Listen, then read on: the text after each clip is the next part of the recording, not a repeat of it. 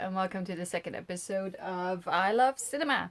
I'm Mel, and well, yeah, second episode. If you've seen it last week, you kind of know what the general idea is like. I usually talk about the films that I've seen throughout the week. Anything between like one film, two films, three films. I think the most I've ever seen was like 3 or 4 films. So last time it was 3 films. This time it is 3 films. And let me just check whether everything's okay here, because like I'm new to all this, so I'm not entirely sure if everything's working and stuff. Let's have a look. Da, da, da. And you can see the reflection from my laptop. Let's have a look. Are we okay and live?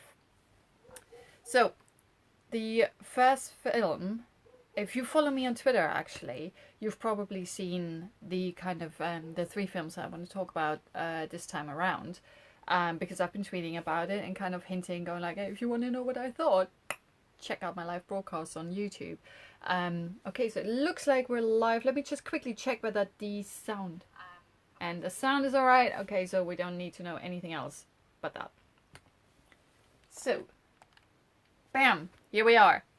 That's the first film that I want to talk to you about. It's called A Quiet Place. I don't know if you can probably read this. You should be able to.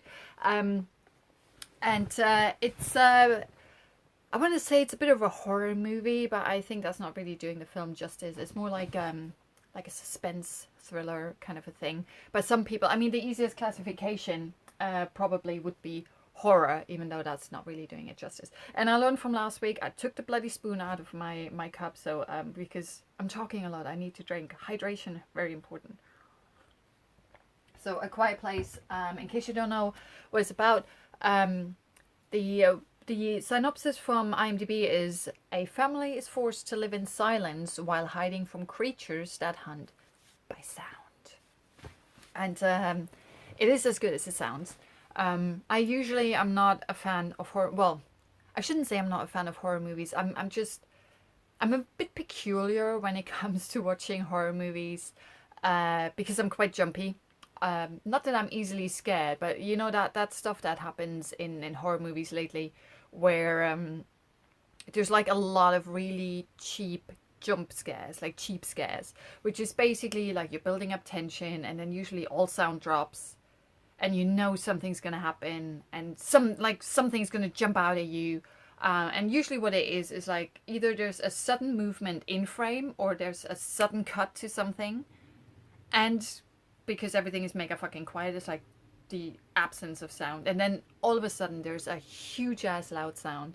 And that obviously goes, because you're already tense. You know it's coming, you're waiting for it. It's cheap jump scares. It's got nothing to do with the thrill of the film, the thrill of the story, the suspense, whatever it is. That's why it's called cheap. And most horror movies kind of use that. And this movie obviously uses it as well. It's kind of like expected. But why I really wanted to see this, it stars Emily Blunt. I love Emily Blunt. I mean, who doesn't love Emily Blunt? And there's a person in this film who loves Emily Blunt more than I do. Her husband, John Krasinski, who's also starring in it. And he's also directing it. I wasn't aware of that before I went to see it. Not that that would have made any difference to me personally. And I have to admit that it's his first film that he's directed. And he did a really good job. I really enjoyed it. I thought it was really well done. I'm not sure if he was involved with the script at all. But overall, this is a film that I thoroughly enjoyed. And I did not expect that that was going to happen. So we have this family. We have Emily Blunt and John Krasinski. They are playing a married couple. I can't remember their names right now. They probably mention them, but names are not really mentioned much because it's just literally this family being depicted in the film. And obviously they know what their names are. They kind of grew up with each other. So it's the couple, and they have 3 children. And I wrote that down, didn't I? The names of the children, not that that's really... Oh, yeah. It's Marcus, Regan, and Beau. And if you've seen the trailer, which you probably have, you know that there is potentially something happening to the smallest child. And that's not really a spoiler, because that is basically the entire setup of the film. And one of the things that I really liked about the film in general, the story, the way it was told, is that it doesn't explain anything to you as the viewer. You as the audience, you're literally just thrust in the middle of whatever situation this family finds itself in. Usually when you have some post-apocalyptic stuff, catastrophe stuff, whatever it is, there's always at least one talking head who has this ginormous explanatory monologue basically, where they go like, and this is when the aliens landed and they brought a virus to Earth, and then these creatures started sprouting, and now we all run for our lives and we live in a post-apocalyptic wasteland because we can't go about our lives the way we're used to. Anything like that. You usually have the whole scenario explained, what's at stake, like the entire world's been changed or whatever it is. None of this shit happens in A Quiet Place, which I really enjoyed. You literally pick up this family as I think they're in a supermarket or some kind of like a store, like a 7-Eleven or whatever, like a smaller supermarket. They're outside of a big city. Well, they're not in a big city is what I meant to say. So it's very rural. It's not urban at all. Everything's kind of smallish. There's not a lot of people or a lot of houses around, and they walk around barefoot. Doesn't necessarily strike me like we're in summer, but it's not winter either. So I was like, they're walking around barefoot. It's like, obviously you know from the trailer that you need to be quiet, so maybe that's why, you know, you're not walking around in boots going like clunk, clunk, clunk. Excuse me. And I think they're looking for meds for the oldest son, which is why they are in there, in the supermarket, why they've ventured out away from the farm where they're living, and into the city. Well, into the village is more proper. And what I really enjoyed there is what happens there. You can see it in the trailer. The smallest child, Bo, he has this toy that makes sound. And every time I've seen the trailer, and I've seen it a lot because I go to the cinema a lot, every time that comes up in the trailer, I'm like, why does the kid have a noisy toy? What the fuck? It just made no sense to me. It's like, what the hell is this? What the hell of a plot hole? And the film explains it really well, and it made me appreciate it, like that part in the trailer, a lot more, because I was like, that sounds so stupid. Like, why, huh? And basically, it's all just a coincidence. It's an accident. You, as the viewer, you know what the child does will lead to probably his demise. It's not really a spoiler. Maybe it is. Too late. Whoops. So yeah, shit happens to the kid. You know, the stakes are high. And I really like that happened.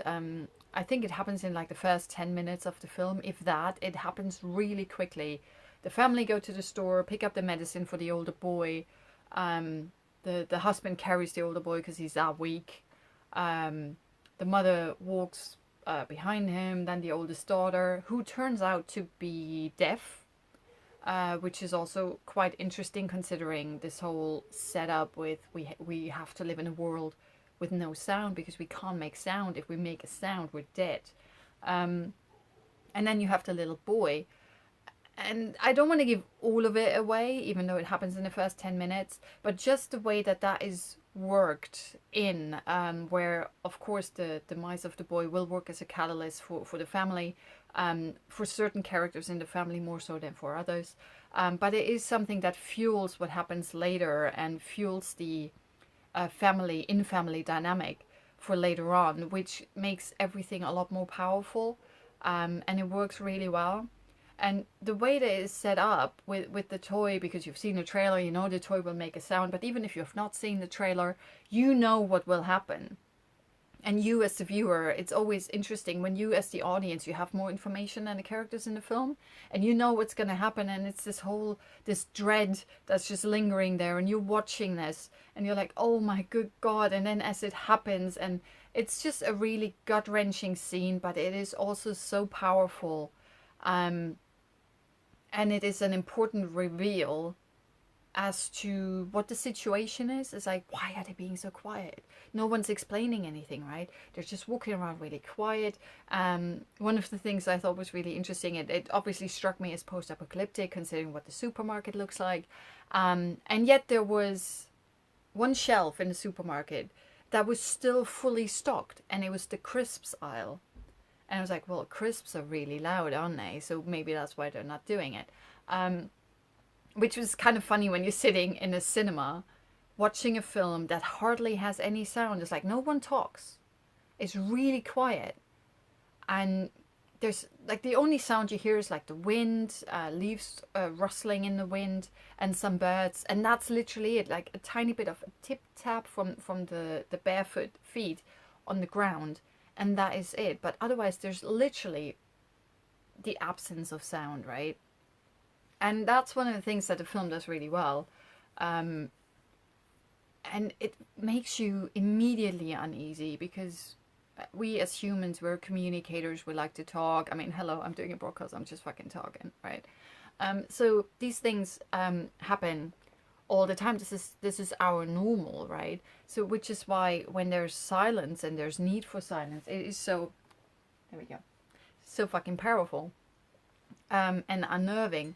And what I thought is like, it does take its time with kind of like showing you how the world works and what's going on. And that's also why the boy had to die, because we had to show the stakes without explaining it. Like the movie is really good at showing you instead of telling you, which is what a movie should do. It's an audiovisual medium, right? And by having that boy basically get killed by a creature within the first 10 minutes, you are showing, it's like, this is what at stake. Your family is at stake. You make a fucking noise, you're done. It doesn't matter if you're a cute little boy, if you're an old fart, whatever it is, you're toast. And it also shows you how fast these creatures are, how unrelenting they are. Not that you see much, but that is for later. Creature design in this film is really good. It reminded me a bit of... on the one hand, it reminded me of Alien, where we're not showing the creature because the creature looks really shit. So we use a lot of smoke and stuff, which is why there's a lot of blurry motion. There's a lot of cutaways, so you're not actually revealing anything. But then later on, they show you the creature like full force. Like the entire fucking screen is just the creature. So the creature design is really good. It holds up. I really liked it. I thought the special effects were really good. Some people might be of a different opinion. I don't really care. It worked for me. The creature was really horrific, and I like the detail in it as well. Because apparently the creatures are blind. They're working solely by ear, and that is what the emphasis was. It's like later on you kind of understand how they work and stuff like that. But what I really liked about the film is that there's no scientist who stands in front of a monitor and goes like, and this is where the creatures are hiding, and this is their nest, and this is what we know about them, and blah, blah, blah. All of this stuff is just by what the family found out. And I don't want to give too much away there. I think it totally works. It is a bit slow to start because it kind of wants to show you what the world is like. But I think for me it really worked, even though I was like, come on, can we just like, get into stuff a bit. But what the film does is it introduces certain things that you're like, why is that there, or why am I shown this? And later on in the film it has a payoff, like a brilliant payoff, where I was like, that's why the lights are there. Not a spoiler. And that's why we're showing the basement, or that's why we're showing this, or why we're showing that. And those are not spoilers. And there's some really cool ass stuff that happens there. And on the one hand, the story and the plot points are quite predictable. But I think that's kind of normal for horror movies or thrillers and stuff. They usually have like a certain checklist that they go through. But as far as that goes, I think the film is quite, maybe not innovative, but it feels quite fresh because I don't know, I can't really put my finger on it. Maybe because it doesn't explain shit to you. It's literally, we're opening up the the camera sensor and just show you that life of that family without explaining what came before. You have to piece that shit together by what you see this family do and say or not say. They all do sign language. Not that that's sign language. I don't know how to fucking do that. And I thought that was really good as well. And you go like, wow, why they learn sign language really quickly. But it also makes sense that they would know sign language really well, because the middle, I think the daughter is actually the oldest. She's deaf. And so, of course, the family would know how to do sign language. Everyone knows how to do sign language in the family, which I thought was really good. And it's small details that work really well in the film. Like the husband gets bags of sand and puts them on the ground. And you're like, why the fuck are you doing that? Because obviously when you're walking on sand, you walk really quietly. Whereas they're in like a farmland. So there's a lot of forests and roads and stuff. And because they walk barefoot, he's thinking of, I make it as pleasant and as practical as I possibly can. So that must have been going on for years, because they literally have walkways all over town and all over the farm covered in sand, so it's easier for them to walk. And there's other stuff as well. It's like they're not living in the house anymore, they're living in the barn. Which makes sense because they're trying to shield any noise that they might be making from the creatures, because it turns out that they're actually surrounded by these creatures. They're literally just, not that they ever say that, but you feel like they're just standing there waiting to hear a sound, and then they will just go and stop it. It's like they're the sound police. If you make a sound, we'll stop you. That's kind of the thing that you kind of need in a cinema, which would be fantastic. And that was the other thing, is like you're sitting in a cinema where people are used to munching popcorn and eating nachos and, you know, oh, sorry, that's me. I should have turned that off. So you have people noisily eat stuff and slurp out of their Coke, you know, all of that, while the film, in comparison, hardly makes a sound or makes no sound. So it's the audience noise is so amplified because the movie is so quiet. It makes for a really bizarre experience, but I think that kind of just adds to the film.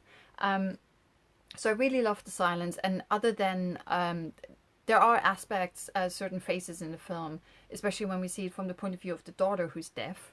So there is absolute no sound.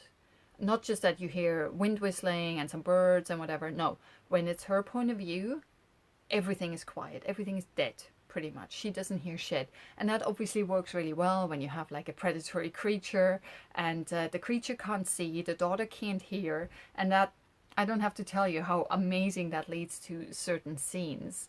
And the movie is fully banking on that. It works really well.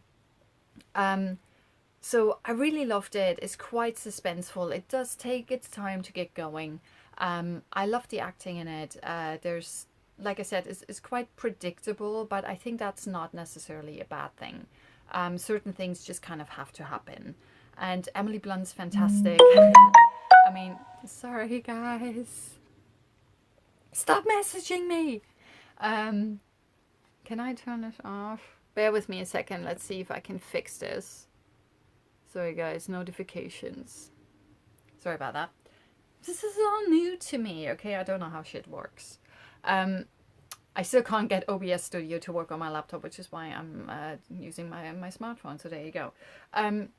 But Emily Blunt's fantastic, and there's obviously something that happens which is so predictable, and I'm going to spoil that for you because I don't consider it much of a spoiler, because it happens within the first half hour. She gets pregnant again after they lose the child, and obviously you're in the apocalypse and you're pregnant. That's always a really good idea. And obviously it's even worse than in a normal apocalypse, because in this one you need to be fucking quiet. And I was like, how is she gonna give birth without just like screaming her head off? And the film, I'm just gonna tell you, the film tops that scenario on several levels. And I was just sitting in the cinema. I was like, this is fucking brilliant and priceless. And Emily Blunt sells it like the trooper she is. It is awesome. That that sequence, like that's basically like the last half hour or something. It's just fucking bonkers, fucking fantastic. And like if you're not on the edge of your seat when that happens, and you're just, oh my god, you gotta be fucking kidding me. And she thinks probably, you gotta be fucking kidding me. There's some amazing shit that happens there. Just for that alone, you need to go and watch this film. Like I highly recommend this. I really, really loved it. Forget about the slow start. Just stick with it. It's so worth it. I really loved it. Yeah, with that,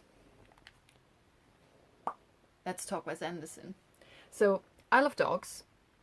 And like I said, if you follow me on Twitter, you know exactly the kind of films I'm talking about because I go like, hey, I've seen this. I'm going to talk about this on my broadcast. So here's I Love Dogs. What did I think of I Love Dogs? Well, let me give you a quick synopsis. So let's see what they say. The synopsis is that the film is set in Japan and I Love Dogs follows a boy's odyssey in search of his lost dog. So what basically happens, give you a bit more detail than that, there's some kind of canine disease. There's some kind of weird ass disease that only seems to affect dogs. And because there are so many dogs, so many stray dogs, this is all, like I said, set in Japan. Very small 3 islands and a lot of tiny islands, but you know, it's like a small country and there's like shitloads of dogs, and then all of them become sick and it's just overpowering. So they decide, it's like, dude, we just need to kind of evacuate the dogs, we need to get rid of them, but we don't want to kill them. So there's this island off the coast and we're just going to chuck all the dogs onto the island. That's what we're doing because we don't want to kill them because they're like man's best friend, and we just, like, we don't have to kill them, we'll just chuck them all over there. It's like the humane solution. And obviously it might sound like the humane solution, but it really isn't, because they're chucking them onto that island without any support. So you have dogs, like it's an island they use for trash. So they have these like not conveyor belts, but there's like some kind of transportation system. So you chuck your trash bags in here, and it's gonna go over the sea onto this new island, and it's just dumping it there. And that's basically what they're doing that with their dogs. They're chucking them in the trash and they're dumping them onto the island, which is now called the Isle of Dogs. I have to admit that it doesn't sound like much, you know, it doesn't sound like a great story. And then you have this boy whose dog obviously ends up on the Isle of Dogs, and he loves his dog, so he wants to go and rescue the dog. And that is basically the story.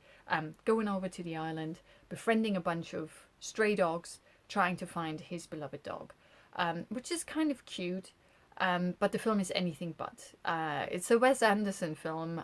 He's quite artsy fartsy and very cerebral and social commentary and all of that stuff, which is usually something I like, but I'm not a Wes Anderson fan.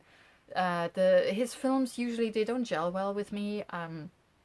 I think maybe I just don't get them. Maybe I'm just too stupid. They're too artsy and too cerebral for me to understand. Like I find them cool, most of them at least, but they're not very entertaining to me, or I just don't get them. They're too eccentric, I think. And I always went like, oh, it's a Wes Anderson, I'm gonna watch it, but I'm not gonna get it. And the only exception to that rule is the Grand Budapest Hotel, because I love that movie. It's crazy. It's like, you know how there's this stupid saying where they always go like, oh yeah, there's an exception to every rule. There is. Even to my rule of I don't get Wes Anderson films. I love the Grand Budapest Hotel. Absolutely, from A to Z, just everything about it. It's awesome. And yeah, now I think kind of my rule goes out the window, because now I have a second film from Wes Anderson that I like called I Love Dogs. I was very surprised how much I enjoyed that, because it's really funny. It's like in a sarcastic and dark humor kind of way. It's very meta. It's very aware of what it is, what it does, what it's trying to do, and then the characters are kind of commenting on those kinds of things as well. It's really weird. that's the best way to describe it, I think. This movie is really weird, and I usually like weird. Um, and it's a stop motion film as well, which is usually not kind of my art style, even though I kind of grew up on Harryhausen films and stuff. But overall, I like animation, but stop motion is not really my cup of tea. This is my cup of tea. Um,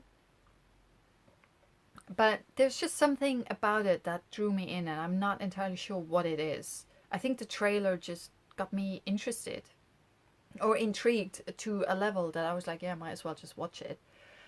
Also, the voice cast is really good. Let me just quickly. It's like a rant of awesome people. So you have Bryan Cranston. He's voicing a dog called Chief. He's basically the lead.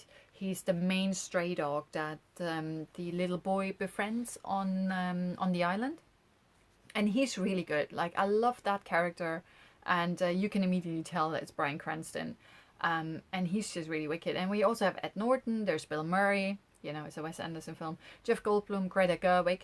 She is immediately recognizable, which I thought was fantastic. She plays a human girl.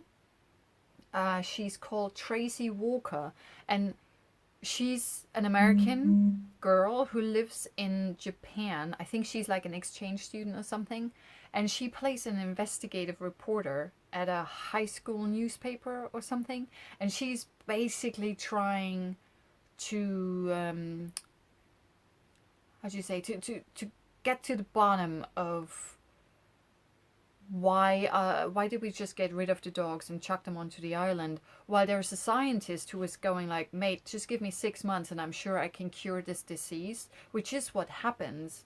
But the politicians in power don't want to hear of that, and so this reporter comes in and goes like, look, this is what's happening, we could bring back the dogs. And of course it's all like a metaphor for a lot of other things. But I thought that was really interesting. And then so Greta Gerwig basically has a really big part. We have Frances McDormand, Scarlett Johansson, Tilda Swinton, Harvey Keitel, etc., etc. But those are like the big wigs. And it's really funny when you watch a film about stop motion dogs and you're like, I know that voice. So, oh yeah, that's Cranston. Oh, that's Keitel. That's Tilda Swinton. That's Frances McDormand. And then like especially Greta Gerwig's character, because that girl is very very blunt, very. She knows what she wants, quite aggressive, you know, really, and also just really cute, you know. It's really bizarre. It's definitely a really, really good role. I really enjoyed it. One of the things that kind of gives you an idea of how clever, of sorts, Isle of Dogs is like, it's called Isle of Dogs because it's an island full of dogs, but you could also read it as I love dogs, you know, as in hang on. I love dogs. So it's I love dogs, it's an island with dogs. I love dogs because I love dogs. And it's all about how much we love our dogs and, you know, the human companion and stuff like that. The best friend a human can have, kind of a thing, and what we go through to to get our friends back. And it's just really well done. And also don't mix it up, because obviously, I mean, I live in London and I used to live on the Isle of Dogs. There is actually a location in London called the Isle of Dogs, which is like a little peninsula. I would say pretty smack central in London. It's where the Docklands are. It's got nothing to do with that. But the film is really laugh out loud funny at times. Like, I'm not the only one. I was watching it with it was quite packed actually. I was quite surprised that sort of like I thought it would be a niche film, you know, it's stop motion and it's a bit weird, but a lot of people actually went and see it. And there was a lot of people laughing left, right, and center. And sometimes it's like laugh out loud funny. Most of the time it's like chuckle here, chuckle there. It's really well written. It's really good.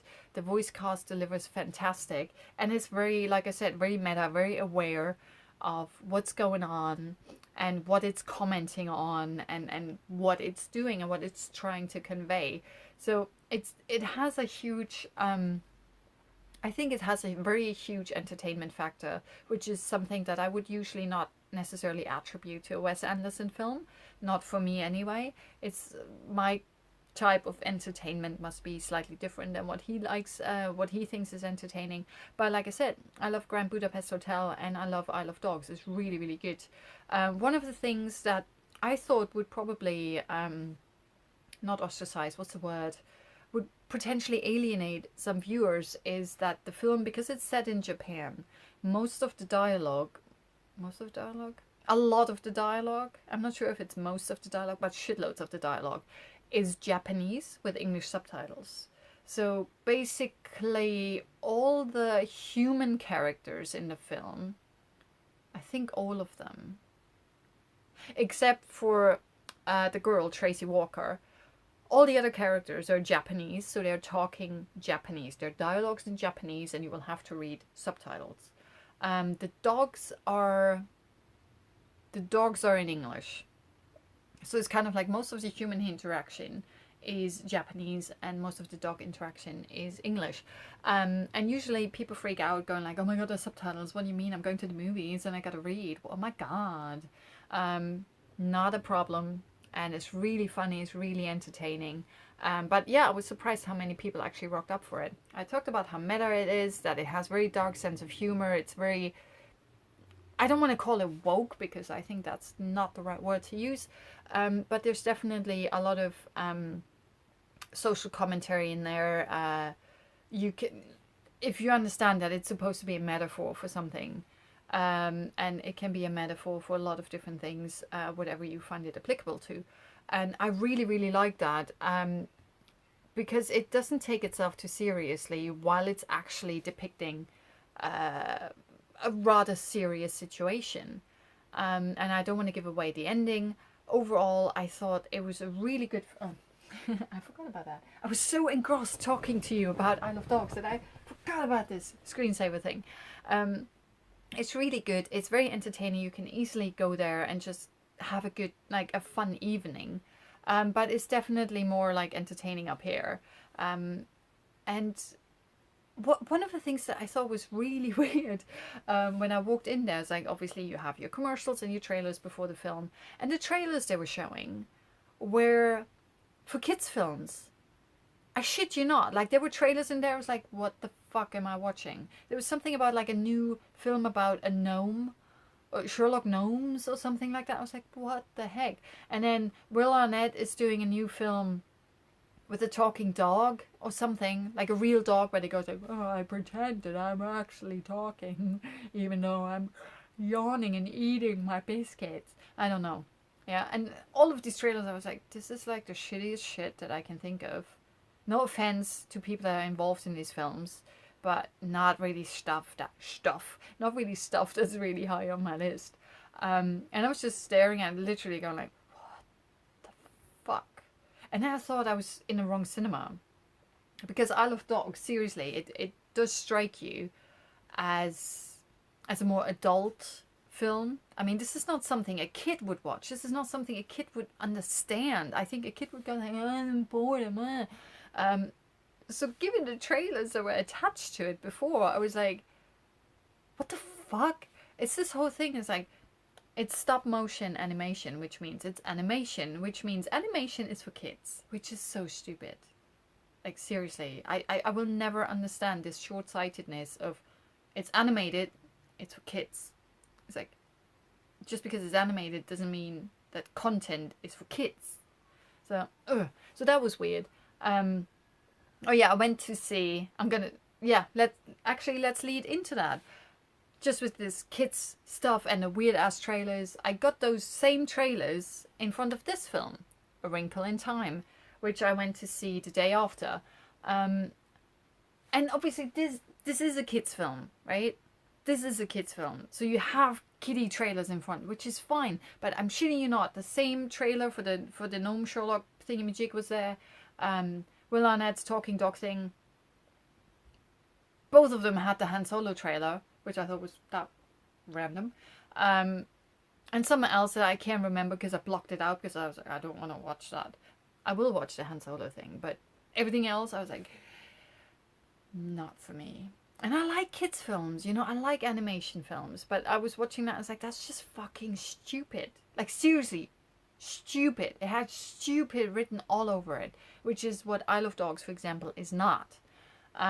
So yeah, I was very surprised with like the marketing of things. It's like, oh, it's animation, we're gonna check all the animated film trailers in front of it. And it's like, bullshit.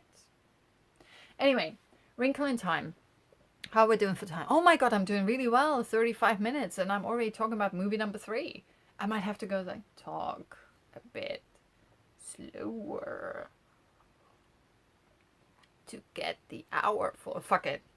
All right, so Wrinkle in Time synopsis is be a bit weird, but bear with me. Following the discovery of a new form of space travel, you heard that right, space travel, as well as Meg's father's disappearance. Who's Meg? She, her brother, and her friend must join 3 magical beings, Mrs. Whatsit, Mrs. Who, and Mrs. Witch, to travel across the universe to rescue him from a terrible evil. So we have the usual questy kiddie story, where it's like, you have now been deemed a hero, you will have to save the universe, come with me if you want to live, sort of. And of course she doesn't she doesn't know what the fuck's going on.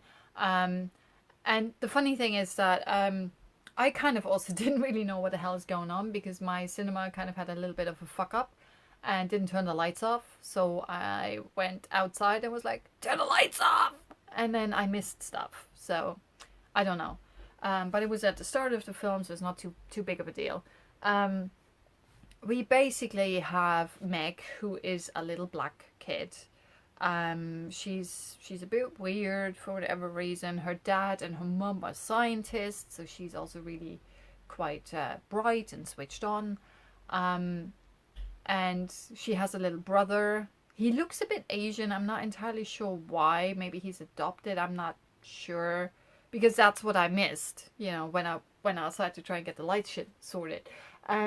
Which took 10 minutes, by the way. It took them 10 minutes to come in and turn the lights off. Not that I checked, but yes, I counted. So I don't know what's with the brother. He doesn't look like he's genetically related to her. I'm not sure. And the dad is played by Chris Pine, and the mum is played by Ngudubata Raw, and I'm not sure if I'm saying this right, and I'm sorry, but you're awesome. Like, the entire film, I'm like, who's this woman? I know this woman. She's amazing. And obviously she's gorgeous as well, but she's amazing. And I'm like, what the hell? And then at the end, when the credits roll, I was like, oh my god, facepalm. By the way, why is there no facepalm emoji on Twitter or anywhere? Really need a facepalm emoji. I use facepalming all the time. Someone make that happen. Anyway, so they're playing the kid. They're playing the not kids, not sure, parents. They're playing the parents. And we also have Zach Galifianakis in there, and Michael Pena, and of course, Oprah. It's like the big O, right? Oprah's in it. And Reese Witherspoon and Mindy Kaling is in it. And overall, I enjoyed the film. I have to admit. But the first half, trying to think of a way to say this nicely, but I don't think I can. It's fucking boring as shit. By the way, this is also directed by Ava DuVernay, who is awesome. I love Selma. I love 13th. This one, you need a better script, I think. I really did not like that. I'm not sure if that's the source material. I've never read the book. So I'm not sure what the source material dictated to her to include. I'm flying a bit blind there. It'd be great if anyone's actually read the book, A Wrinkle in Time. Can you just let me know? Find me on Twitter. There's like linkage. The banner on my YouTube channel. There's like a link to my Twitter. Just, hit me up. Anyone hit me up. I always like talking about movies, so just find me on there. Otherwise, if you're watching, chuck it in the comments. Did someone actually comment here? Oh no, someone gave me a thumbs up. Thank you very much for that. I do appreciate that. Thank you. Cheers to that. So I have no idea what the book dictated Ava DuVernay to actually include.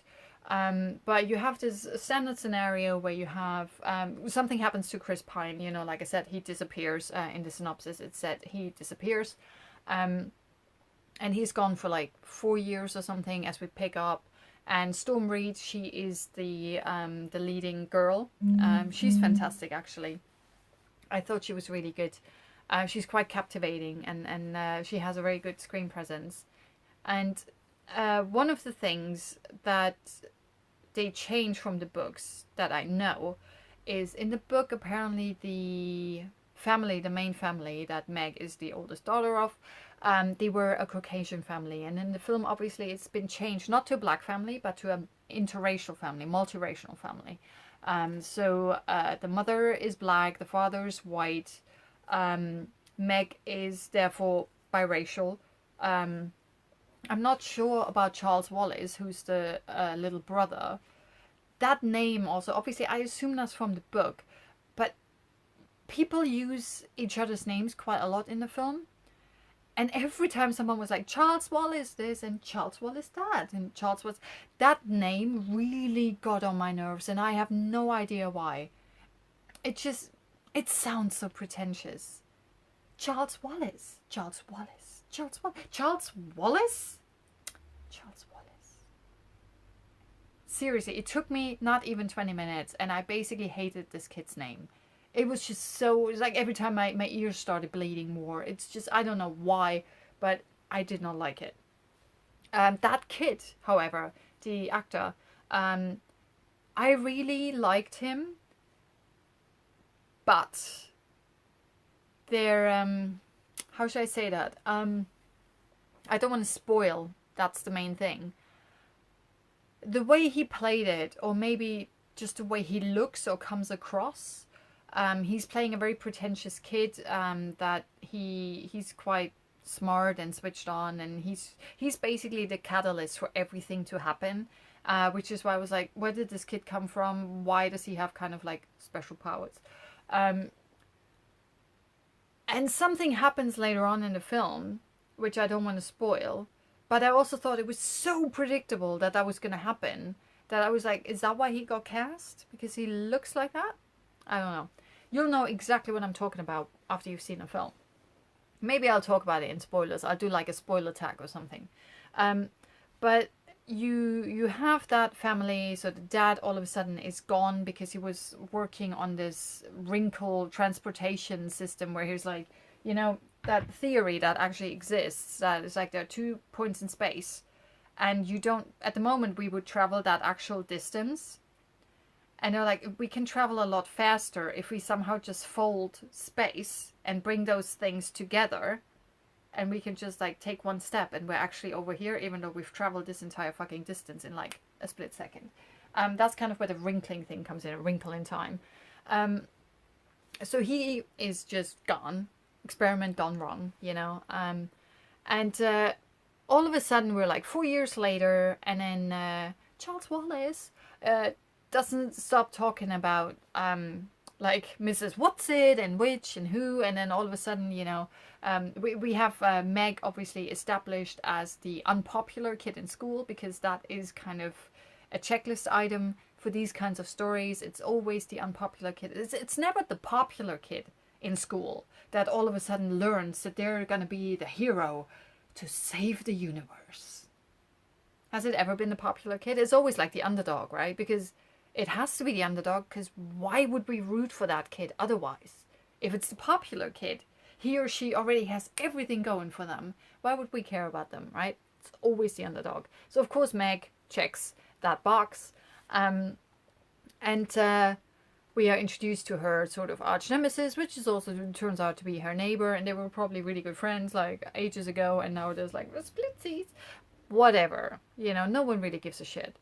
And then Charles Wallace just comes up. It's like, oh yeah, by the way, this is Mrs. Whatsit, and lets in Reese Witherspoon, or without a spoon, I don't know.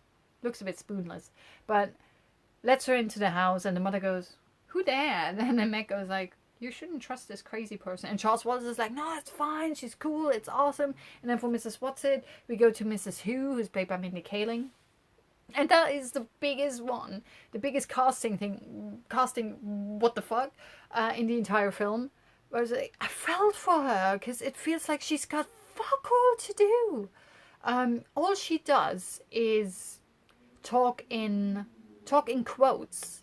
You know, she goes, damn, Tucker, American. That's the only one I remember. But she does a few. She does a Churchill one, and she does a couple of other bits and bobs. Don't remember. But that's all she does. She talks in quoting other people and then saying their name and their origin. which at first was kind of interesting and, you know, different and endearing. But once she's done that a few times, you're like, oh, does she have her own voice? And she doesn't, and it's really bad. I felt for her as an actor because she doesn't contribute. It felt like she doesn't contribute anything to the film, and I really felt for her because of that. Really bad. But yeah, so we have Mrs. Watson, Reese Witherspoon, who I loved because she's very blunt, and it's like she speaks her mind, even though it's like, I'm sorry, but they can hear you. Oh. Which her and Oprah, who plays Mrs. Witch, work off each other really well because Mrs. Witch is very nice and you know, aware of things, whereas Mrs. Watson is like, I just don't get it. You know, this Meg is a bit overrated, and it works really well the way that they play off each other. And I loved the interactions that they had with each other. That really worked for me. That was quite funny and entertaining, and I really enjoyed that. There wasn't enough of it, but the few bits that we got was really, really good. Felt for Mindy Kaling though, really bad. So they're Caucasian, and in the book, in the book they're Caucasian, but they're multiracial in the film. And one of the other things that I found negatively surprising is the pacing. The pacing in the first half is horrendous. Like, seriously horrendous. Stuff that happens there is just, I assume this is stuff that's in the book. Stuff that Meg has to encounter once they, what did they say? They don't call it, we're not wrinkling it, we're not terrorizing it. There was a different name. Tesseract. We're tessering, that's what it is. So when they're traveling through the wrinkles, they're calling we're tessering. And for whatever reason, everyone tessers really well and elegantly, and Meg is like, oh, every time we do this, I feel like someone's ripping out my spine or something, because she has to deal with stuff, and it's this whole thing is like how you're not at ease or cool with who you are, that kind of thing, like you're uncomfortable in your own body, and it's that kind of a journey she's on as well. You know, that typical young hero's journey where you find yourself, your true self at the end, and you overcome all kinds of obstacles and stuff like that. So that is really good, but how we get there in Wrinkle of Time is really disappointing. There are a lot of bits, like I said, in the first half. She she encounters like a bed of flowers, who seem to be sentient somehow, and we linger on this a long time, and we need to use them as a quest giver or whatever it is. It's like it has a function, but if you cut this out of the film, it wouldn't be a problem. It's not like, huh, how'd she get over there? Oh, she didn't talk to the flowers. It's like, it's not really fucking important. And then something really weird happens where, I don't want to give it away, but let's just say that Reese Witherspoon can transform into other things. And there's a section there, and that goes on way too long. And I'm just like, does this work for little kids? I really wanted to, like, there were obviously little kids in the cinema behind me and stuff, and I was really tempted to afterwards go like, so little kid, what did you think of that? Did you enjoy that? Did you think it was a bit too long? Did you like that creature? Fuck it, I'm spoiling it. She turns into, if you've ever seen the Never Ending Story, we've got the dragon thingy, right? Which is kind of cool, and he's fluffy, and he's got dialogue, and he's awesome. She turns into a spinach leaf. Dramatic pause. I'm not shitting you. She turns into a spinach leaf, and I was like, "What the?" With a face, a spinach leaf with a spine, and a face, and I was just staring at it, going like, and it flies, and I was like, "Okay." And it's kind of like, you know, in Finding Nemo, when you've got the stingray and all the little school fishes get on top of him, and he's just like going through the sea, and all the school fishes are on his back and just like riding the wave with him. That's kind of what it is, but Reese Witherspoon turns into a green spinach leaf and with a face and just goes, because we need faster mode of transportation. Even though later on, Mrs. Who's been walking on her stupid feet, is just as far away as the spinach leaf went. So it's like, a lot of stuff doesn't make sense in the film. And I have a problem when stuff doesn't make sense. In its established universe, with whatever established ground rules there are, shit needs to make sense.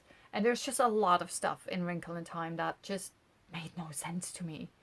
And it started aggravating me. And because there's nothing there to compensate for it. Like, it didn't look mega awesome, or it was mega funny, or whatever.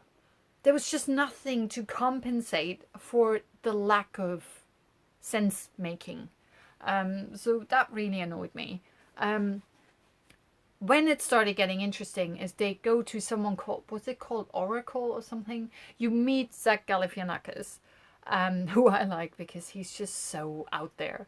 And that's another thing, the location there must be from the book, I would assume, because who would think of shit like this? It just doesn't translate well to screen. It's nonsensical, and not in a fun way. It's just nonsensical. It's like, what the fuck? Makes no sense. Huh. You know, it's like Ready Player One. There are certain bits in the book that just won't translate to film, to an audiovisual medium. It just doesn't work. So you take the gist and you make it into something that works in the audiovisual medium. And where Ready Player One did that and succeeded at that, Wrinkle in Time falls fucking short. Which is very unfortunate because it could have been really good. Oh wow, okay, we have 8 minutes to go, alright. So I'm actually talking a lot about Wrinkle in Time. I always talk more about the films that, for whatever reason, I'm not gelling well with. You know, that I'm like, I need to vomit all my out, that all the problems that I have with the film, I have to just go like, what the fuck? So Ava DuVernay, I think we should talk. I would really like to talk to you about this. So there's like a couple of bits and bobs that happen there. You also have Michael Pena. I hope I'm pronouncing this right. I love him. He's great. Like in Ant-Man and stuff. Like he's the kind of person that has a lot of supporting roles, like small roles, but they're so memorable because of his performance and what he does with it in Ant-Man and here as well, and a lot of other things. But those are the ones that came to mind. I immediately thought of his character in Ant-Man because it was such a tiny role. But he was one of the best things about the film, and I love Ant-Man, right? So he's in this as well. He plays... Well, I'm not going to give that away. It might be a spoiler. So they're basically trying to find the dad... Excuse me. Find the dad and fight evil and restore, you know, light and good and the force, you know, to the universe. And of course they're going to find the dad because, you know, it's a Disney movie. What do you expect? But how they get there are certain bits that happen that, you know, they're quite predictable that they're going to happen. And you kind of thought that they might be happening sooner. But when they happen, stakes are raised and it really gets a lot more interesting as to what's going on. Like the second half of the film, I think, works really well, even though, of course, there are certain things there that don't necessarily make a lot of sense. But you go like, fuck it. You know, compared to what came before, this is perfectly fine. Because we've just lowered the bar that much. But I really enjoyed the second half when we find out certain things. There are bits in there when they happen, they kind of irk me a tiny bit. I should probably talk about this in spoilers. I don't know if I want to do a quick spoiler section. I don't know if I should. But there are things with the young boy that happen where I was like... It's predictable that it happens. It's just so like, of course that's going to happen. And then when the dad shows up again, he does something that if I was the daughter would really irk me. And at the end she just goes, I love you, Dad. Even though you fucking left me. Yeah, he's a runner. You know, I'm just saying. I don't give a shit if that's a spoiler. He's a fucking runner. And if my dad did that to me twice, I would go like, what the fuck's your issue, mate? Can't count on you, so what the heck? You're my dad, I should be able to count on you. So that was a bit weird. But overall, the visual identity of the film, the visuals, I think, are quite good. There are certain bits where I was wondering like, wow, that green screen's really bad. And I'm not usually someone who goes, oh, the CGI wasn't very good or very convincing. But there were 1 or 2 scenes where I was like, ooh, you might want to work on that because that's not like... It has... Those elements have totally different lighting sources. You can tell that it's a composite. So that was not very, very good. But overall, I like the idea of like love wins all, and light versus darkness, and love versus evil, and all kinds of things like that. And I love the child actors in this, like Storm Reid, who has the lead role. I thought was fantastic. I can't remember who the boy was, not the brother, but so to speak, her love interest. Even though he's got a really great look. I think he's gonna have a really good career. He has a very charismatic look. He's quite captivating and engaging, and almost too good looking. But considering he's a teenager, that sounds really bad when I say that. But he definitely has a good look, and I think we're probably going to see him a lot more, unless he somehow fucks up his career. I don't know. And the little child actor, as much as I liked his performance, and I did. And I'm not sure how old he is. And I'm obviously a non-native English speaker. I'm German. English is not my first language. But in this film, I had a hard time understanding what that little boy was saying. Because his enunciation wasn't the best. And you could tell that he was told to properly enunciate. Because his mouth really goes like this. I'm gonna properly speak. As if you're doing a voiceover. When you're like in front of the microphone and just going like, I'm going to properly enunciate because no one's going to see the way I look while I'm doing it. That's kind of how he speaks. And I still had a fucking hard time understanding what he was saying. So sometimes I could have really used subtitles. But overall, you kind of get the gist. So it was good. The film's not doing very well in the US or even overseas. So it got some mixed reviews, borderline negative. Actually, let's just fucking face it. It got some very negative reviews, and I kind of get where that's coming from, because as a film as a whole, it doesn't really work very well. It doesn't flow very well. You can tell it's like, this is why book to film adaptations are not easy, and I think that's probably what the problem is with A Wrinkle in Time, because it's too oriented on the book instead of realizing it's like we're actually entering a different medium. We're doing audiovisual medium instead of like a written medium. So certain things just need to be changed around. You still keep the gist, but you have to change it around. And they just didn't do it. So the film's not doing very well. Box office results in the US are very disappointing. And I heard that actually the theatrical release in some overseas, as in like European countries, has been cancelled. So in Belgium and the Netherlands, for example, it's going to video on demand straight away instead of getting a cinema release. And I was like, fuck, it must be really doing not very well.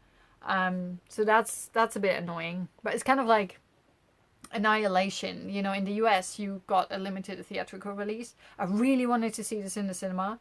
And I found out here in the UK we're not getting it. It's just on Netflix. So, which is a bit